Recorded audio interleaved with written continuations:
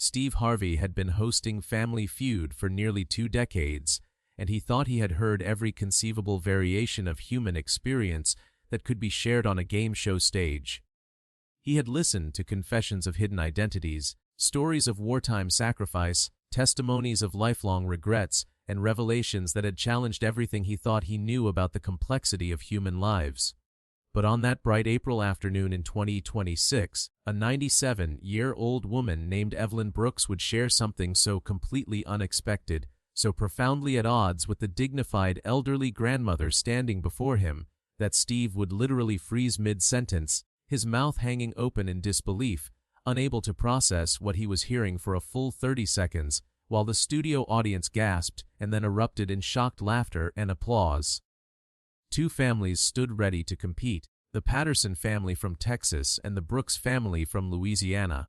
The Brooks family immediately drew attention because at their center stood Evelyn Brooks, an extraordinarily alert 97-year-old woman with perfectly styled white hair, sparkling green eyes behind fashionable glasses, and an almost mischievous energy that seemed remarkable for someone nearly a century old.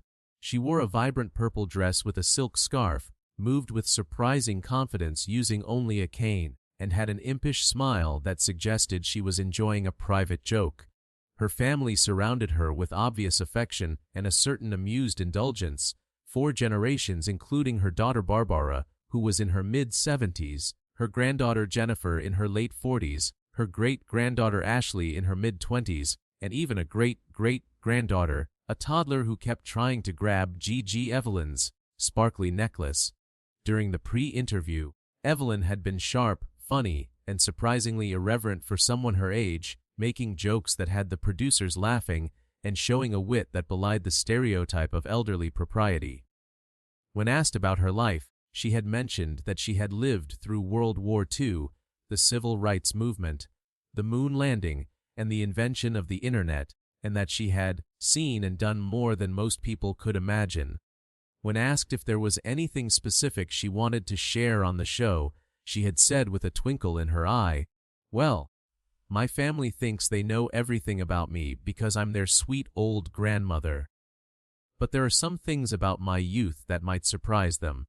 Actually, there are some things that would probably shock them speechless, and I think it's time they knew the truth about what Gigi Evelyn was really like before she became Gigi Evelyn." The producers had assumed she meant she had been wilder than her family realized, perhaps that she had dated more in her youth or had been rebellious in some typical way, not understanding that Evelyn was preparing to reveal something far more extraordinary. Evelyn's daughter Barbara, when asked about her mother, had spoken with obvious love and a slight exasperation that suggested a lifetime of being surprised by her unconventional mother, saying, "My mother has always been full of surprises. She's never been a typical grandmother or a typical anything really. She's always had her own way of doing things, her own opinions, and she's never been one to follow social conventions just because that's what people expected. But she's also always been somewhat mysterious about her younger years. She'll tell stories about the 1950s and 60s, but she's vague about the details, especially about the years right after World War II. When I've pressed her for specifics, she just smiles and says, 'A lady never tells all her secrets.' So I'm curious about what she's planning to reveal today."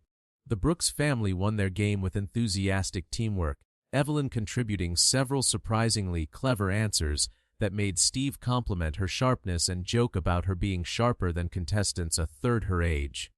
As they lined up for fast money, there was no question that Evelyn would be one of the 2 players. She had insisted from the beginning that she was there specifically to play at the podium. Her great-granddaughter Ashley went first and scored 182 points, which meant Evelyn needed only 18 points to win the $20,000, virtually guaranteed. But as Evelyn approached the podium with surprising energy, Steve noticed that she had a particular gleam in her eye, a look of someone who was about to drop a bombshell and was thoroughly enjoying the anticipation. Steve greeted her warmly, saying, "Evelyn, you ready to bring this home for your family?" But instead of answering about the game, Evelyn looked directly at Steve and said with that mischievous smile, "Mr. Harvey, before we play this game, I need to tell my family something they don't know about me. Something about my youth that they've never asked about and that I've never volunteered. Because I'm 97 years old, and if I don't tell them now, I'll die with them thinking their Gigi Evelyn was just a nice proper lady who lived a conventional life, when the truth is that their Gigi Evelyn had a youth that was anything but conventional. Steve's expression shifted to one of curious attention, and he said, "All right, Ms. Evelyn, what do you need to tell them?" The studio fell quiet, everyone expecting perhaps a story about a rebellious romance or an adventurous trip.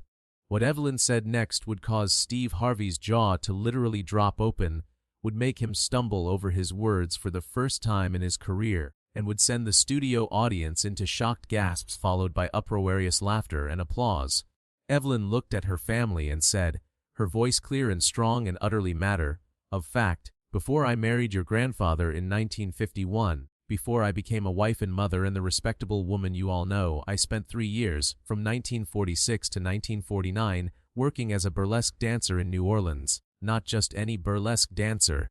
I was one of the headliners at the famous Door and later at the Show Bar, two of the most popular burlesque clubs on Bourbon Street. My stage name was Scarlet Divine, and I was known for a routine involving red feathers and a rendition of Fever that brought the house down every single night. I made more money in those 3 years than most men made in a decade. I dated jazz musicians and had adventures I'll never fully detail, and I absolutely loved every minute of it until I decided I wanted something different and left that life to marry your grandfather, who never knew about my past because I never told him." The silence that followed lasted exactly 2 seconds before the studio erupted. Steve Harvey's mouth dropped open so wide it looked almost comical. His eyes went huge, and he actually took several steps backward, stumbling slightly, pointing at Evelyn with one hand while his other hand went to his head in the universal gesture of complete disbelief. "W-8," he finally managed to say, his voice about 2 octaves higher than normal. "Ms. Evelyn, you telling me you were a BORLSQEDNSAR on BORBEOSRL?" The audience was going wild, people laughing and applauding and gasping, while Evelyn's family stood frozen in complete shock, their mouths hanging open identically to Steve's. Evelyn smiled broadly, clearly enjoying the reaction, and said, "Yes, Mr. Harvey, that's exactly what I'm telling you. From age 19 to age 22, I was Scarlet Divine, and I performed 6 nights a week to packed houses of sailors and businessmen and tourists who came to Bourbon Street looking for entertainment. I wore elaborate costumes with feathers and sequins and very little else. I learned to work a crowd and command a stage. I made excellent money which I saved carefully, and I had the time of my life being young and beautiful and admired and financially independent in a way that very few women were in the 1940s.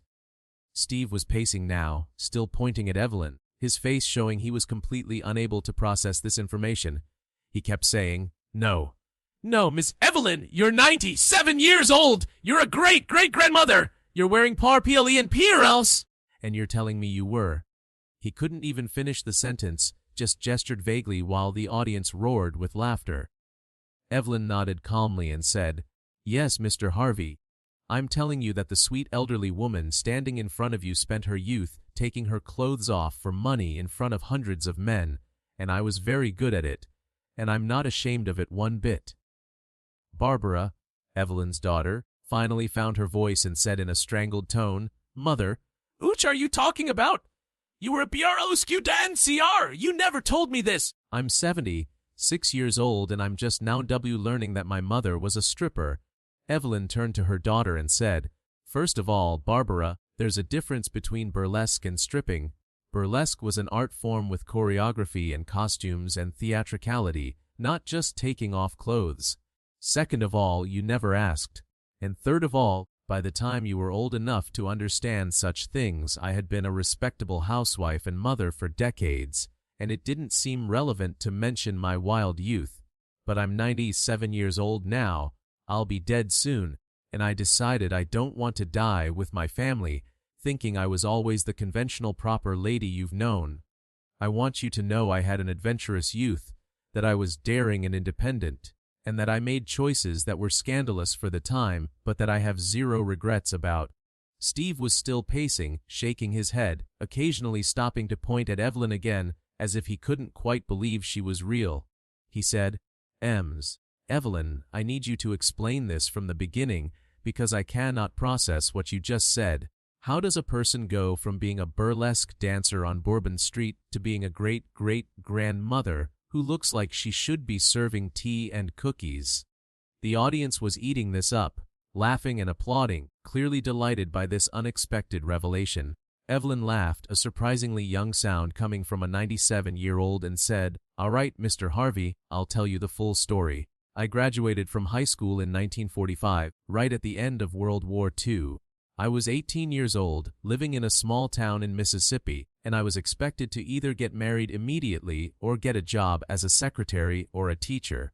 Those were basically the only options for women at that time. But I didn't want either of those things. I wanted adventure, I wanted to see the world, I wanted to be independent, and I wanted to make my own money and my own decisions. So in 1946, when I was 19 years old, I ran away to New Orleans. Literally packed a suitcase, got on a bus, and left without telling my parents where I was going. The studio was completely silent now except for Evelyn's voice, everyone transfixed by this story. She continued, "When I got to New Orleans, I needed a job immediately because I had very little money. I was staying at a cheap boarding house, and one of the other girls who lived there was a dancer at a burlesque club on Bourbon Street. She told me they were always looking for new girls, that the money was excellent, and that if I was pretty and could learn choreography, I could make a good living. Now, I knew what burlesque was. Everyone did, though nice people didn't talk about it openly, and I knew it was scandalous and that my family would be horrified. But I was desperate for money, and I was also intrigued by the idea of performing, of being on stage, of having that kind of power and attention. So I auditioned at the famous Door, and the manager hired me on the spot." Steve had finally sat down on the edge of the stage, still shaking his head in disbelief, and he said, "So you just decided to become a burlesque dancer?" "Just like that," Evelyn nodded and said, "just like that. I started out in the chorus, learning the routines, getting comfortable on stage. But I was a quick learner, and I had something the manager said was essential for burlesque. I wasn't shy, I had natural rhythm, and I knew how to connect with an audience. Within 6 months, I had worked my way up to featured performer, and within a year, I was one of the headliners. That's when I took the stage name Scarlet Divine. I thought it sounded sophisticated and mysterious, and I developed a signature routine that became very popular." Jennifer, Evelyn's granddaughter, spoke up and said in a voice that was equal parts shocked and fascinated, "Grandma, what was your routine? What did you actually do on stage?" Evelyn smiled and said, "Well, Jennifer, burlesque in the 1940s was theatrical and artistic. It wasn't crude or vulgar in the way you might think. My signature routine involved elaborate costumes with red feathers, lots of dance moves influenced by jazz and swing, strategic removal of layers while maintaining the tease.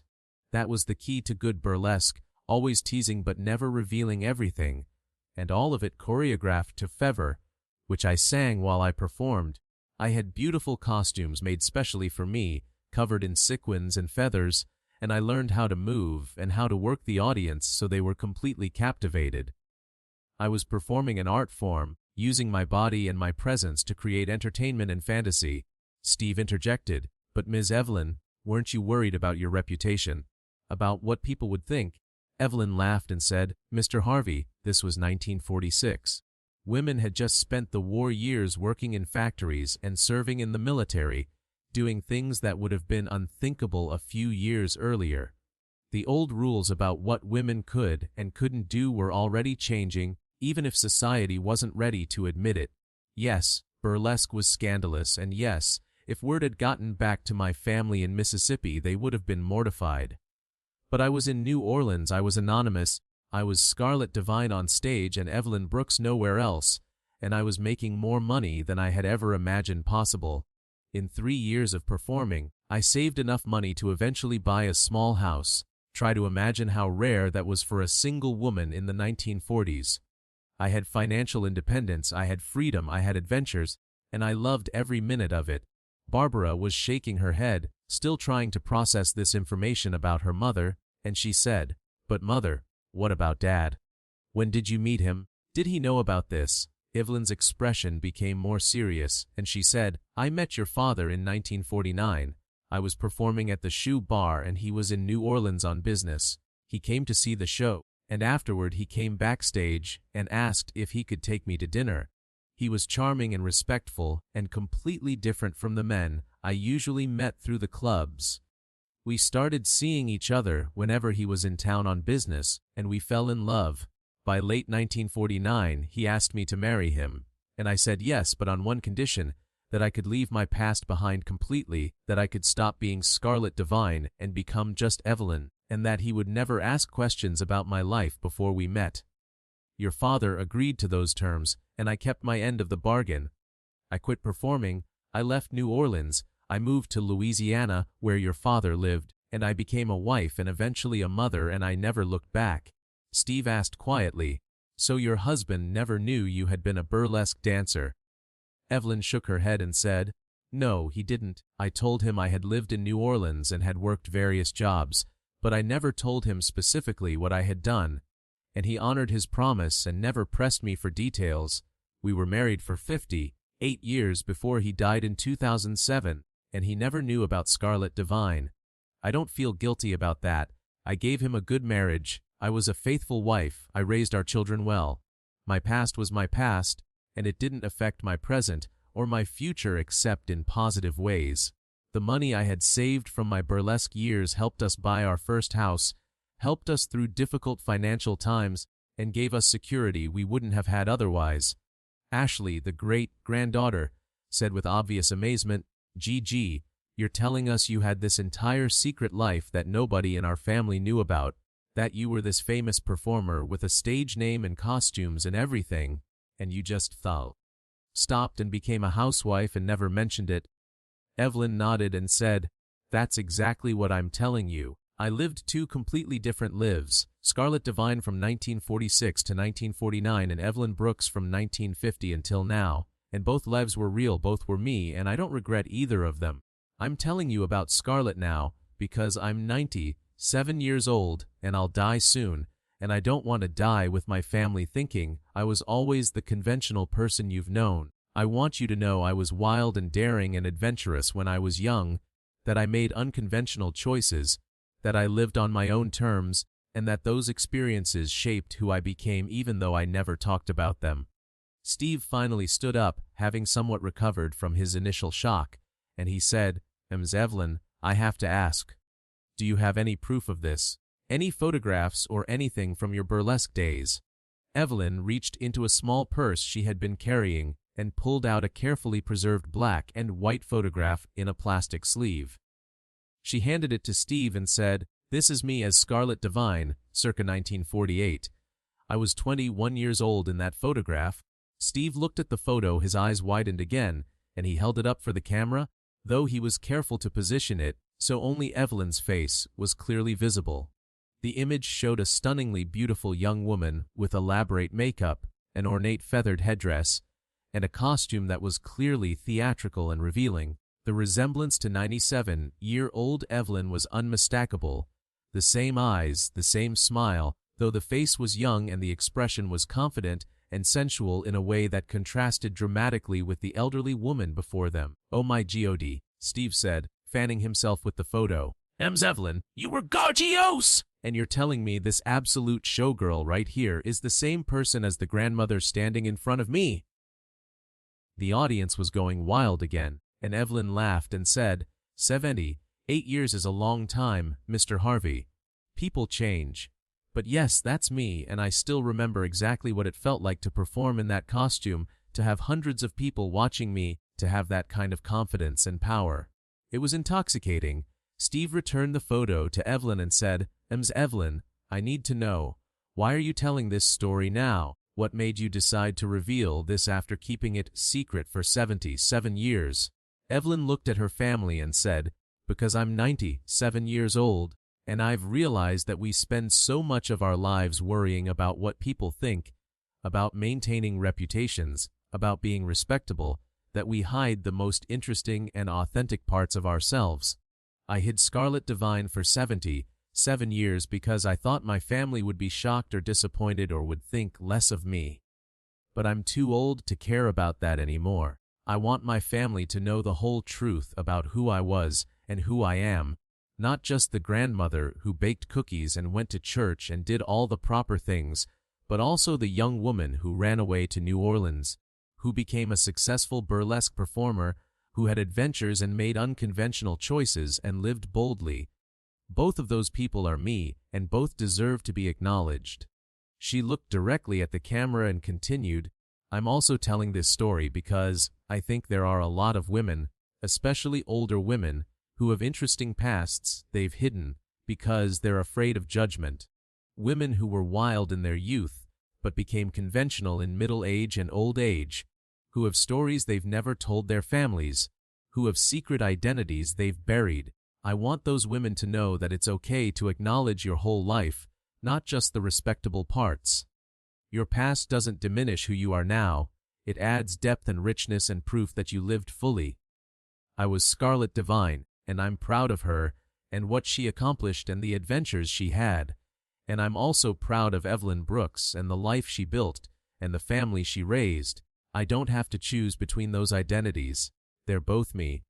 Barbara was crying now, but she was also smiling, and she said, Mother, I can't believe you kept this secret for so long. I can't believe my proper mother, who always told me to sit with my knees together and to be a lady, was once a burlesque dancer taking off her clothes on Bourbon Street.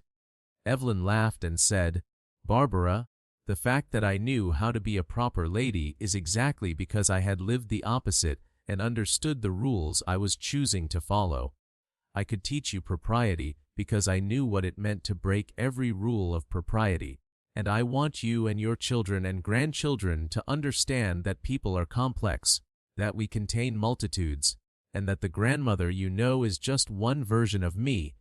There are other versions you never met, and those versions were real and valid too. Steve, who had been quiet for a moment absorbing everything, finally said, Evelyn, this is hands down one of the most unexpected, shocking, and absolutely amazing stories I have ever heard on this show. You are 97 years old, you look like you should be in a church choir, and you just told us you were a famous burlesque dancer named Scarlet Divine who performed on Bourbon Street in the 1940s. I literally cannot believe what I just heard, and I'm going to be thinking about this for the rest of my life. He turned to the audience and said, Ladies and gentlemen, can we please give Ms. Evelyn Brooks, formerly known as Scarlet Divine, the applause she deserves for having the courage to share this story and for being absolutely one of the most fascinating people to ever stand on this stage. The audience erupted in a standing ovation, people cheering and whistling and applauding for several minutes. Evelyn stood at the podium beaming, waving graciously, looking every bit like the performer she had been 78 years ago, clearly enjoying the attention and the shock value of her revelation. When the applause finally died down, Steve said, Ms. Evelyn, we're still going to give your family the $20,000 without playing fast money, because what you just gave us is worth way more than any game. But I have to ask one more question. Do you have any regrets about your burlesque career or about keeping it secret or about anything? Evelyn thought for a moment and said, My only regret is that I didn't tell this story sooner, that I waited until I was 97 and near the end of my life to let my family know about this part of my history. I wish I had been brave enough to tell them decades ago, to let them see the full picture of who I was, to give them the gift of knowing that their grandmother was once young and wild and daring. But I'm telling them now, and that's better than never telling them at all. The episode that aired became an instant cultural phenomenon, one of the most viewed and discussed episodes in Family Feud history, with over 100 million views online within the first week. The image of dignified 97-year-old Evelyn revealing that she had been a burlesque dancer named Scarlet Divine resonated with people of all ages for different reasons. Younger viewers were delighted by the reminder that their grandparents had lives and identities before becoming grandparents, that older people had once been young and adventurous, and that everyone contains more complexity than is visible on the surface. Older viewers, especially women, identified with Evelyn's decision to hide her unconventional past and her eventual decision to reveal it, with many sharing their own stories of wild youth or secret identities that their families never knew about. The story sparked countless discussions about respectability, women's sexuality, the history of burlesque and adult entertainment, and the ways women have navigated between different identities to survive and thrive in society. Historians of burlesque and of women's history in the 1940s reached out to Evelyn to interview her and to learn more about her experiences as a performer during that era. Her stories provided valuable first-hand accounts of what it was like to be a woman working in adult entertainment in the immediate post-war years, how performers were treated, how they navigated social stigma, and how many of them transitioned into conventional lives while keeping their pasts hidden. Feminist scholars engaged in discussions about Evelyn's story from multiple angles, some celebrating her agency and independence in choosing work that gave her financial freedom in an era when women had few options, others discussing the complexities of work in the sex industry and whether choice is truly free when economic necessity is involved, and still others focusing on Evelyn's decision to keep her past secret and what that revealed about societal judgment of women's sexuality and women's bodies. Evelyn herself, in follow-up interviews, engaged thoughtfully with these discussions, saying, "I chose burlesque because I needed money and I wanted adventure, and it gave me both. Was I fully free in that choice? I don't know. I had limited options as a 19-year-old woman in 1946, and burlesque was one of the few ways I could make good money and have independence. But within those constraints, I made the best choice I could, and I don't regret it. Do I wish society hadn't forced me to hide that part of my life for 77 years? Absolutely. But that's the world I lived in, and I did what I had to do to survive and thrive in it." Evelyn lived for another year after her appearance on Family Feud, dying peacefully in her sleep in April 2027, 2 weeks after her 98th birthday. In that final year, she became something of a celebrity, giving interviews about her life as both Scarlett Devine and Evelyn Brooks, working with historians to document her experiences, and becoming an unexpected icon for older women who were tired of being invisible or being seen only as conventional grandmothers rather than as complete human beings with complex histories. She was particularly beloved for her refusal to be ashamed of her past, her insistence that her burlesque career was nothing to hide or apologize for, and her obvious delight in shocking her family and the public with her revelation. In her final months, Evelyn worked with her family to create a comprehensive family history that included both her conventional life and her years as Scarlett Devine. She shared all her memories of her performing days, described the costumes and routines in detail, and explained what it had been like to be a young woman navigating the world of Bourbon Street entertainment in the late 1940s. She also donated her photograph and other memorabilia from her burlesque days to a museum focused on the history of entertainment and women's work, ensuring that Scarlett Devine's story would be preserved as part of the historical record. Evelyn's funeral was a celebration that reflected the full complexity of her life. Barbara gave a eulogy that honored both her mother's identity as a devoted wife and mother and her hidden identity as Scarlett Devine, saying, "My mother lived multiple lives.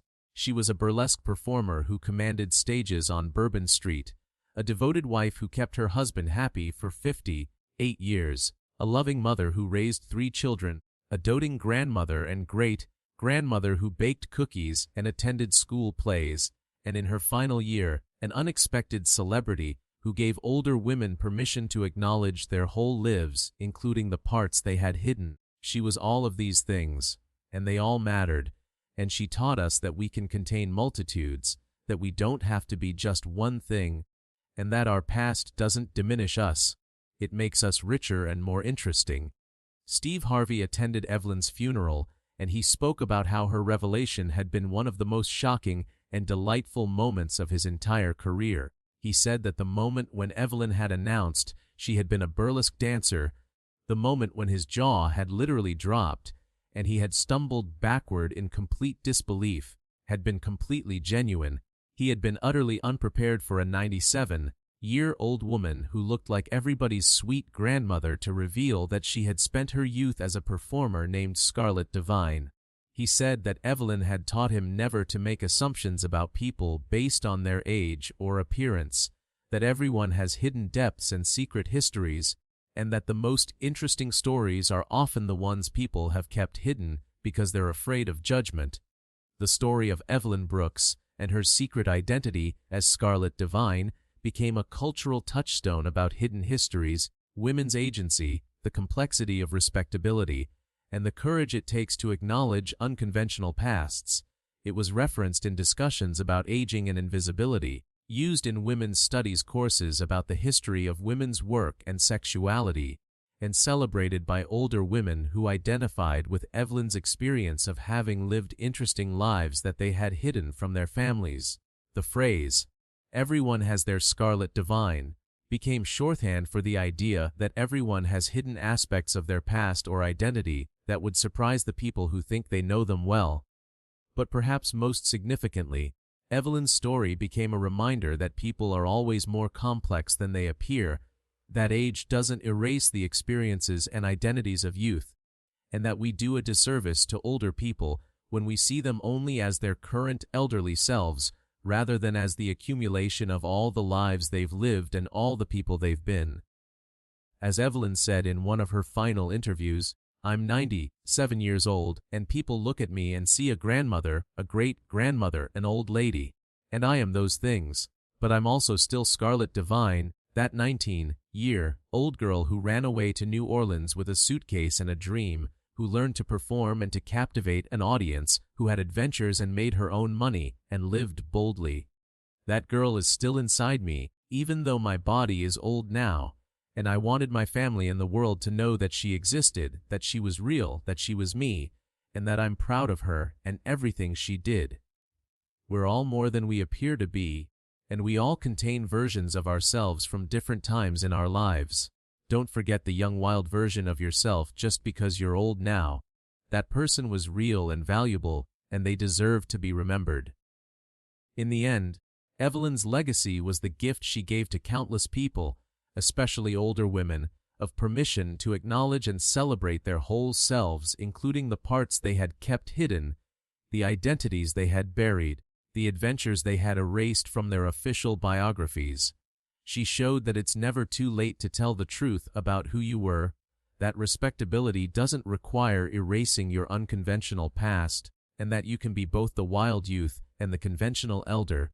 Both are real, both are you, and both deserve to be honored.